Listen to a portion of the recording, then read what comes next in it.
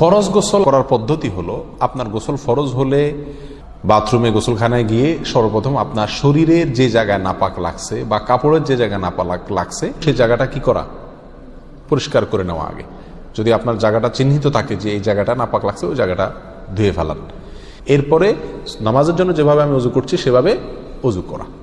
এরপরে অজু করা, হাতের কবজি ধোয়া, এরপরে কুলি করা, নাকে পানি দেওয়া, মুখ ধোয়া, হাতের কোণে পর্যন্ত ধোয়া, মাথা মাসা করা, এরকম অজু করা। অজু করার পরে এবার আপনি গোসল করেন।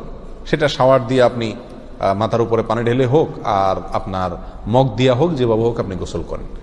গোসল করা শেষ হয়ে গেলে, গোসল করে যখন বের হয়ে যাবেন, তখন যাওয়ার আগ দিয়া ওই যে পাও ধোয়া বাকি আছে হুজুর, যাওয়ার আগ দিয়া পায়ের ওখানে পানি ঢেলে টাকনো পর্যন্ত পাও ধুয়ে ফেললেন, বাস গোসল হয়ে গেল।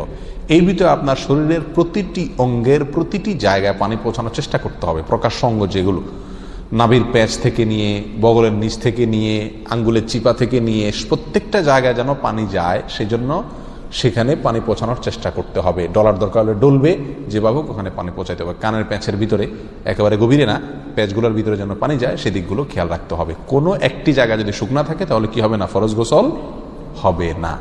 অতএব পরিপূর্ণ শরীর যাতে ধোয়া হয় সেদিকটা খেয়াল রাখতে হবে।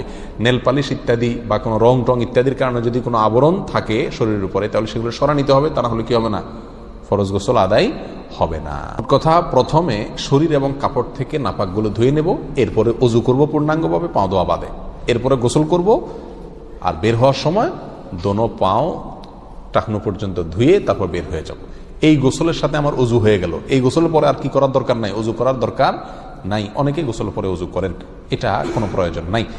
তবে কেউ যদি গোসল করা অবস্থায় তার পেশাব চলে আসে, অনেকে আছে পানির স্পর্শ লাগলে পেশাব বেশি আসে, তো গোসল করা অবস্থায় যদি তিনি পেশাব করে দেন বা অজুভঙ্গের কোনো কারণ তার ভিতরে আসে, তার বায়ু ছাড়লেন, তাহলে তো সেক্ষেত্রে অজু যেটা শুরুতে করছিল ওইটুকু তো আর নাই।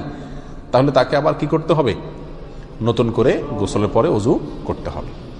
এ হলো মোটামুটি ফরজ গোসলের পদ্ধতি।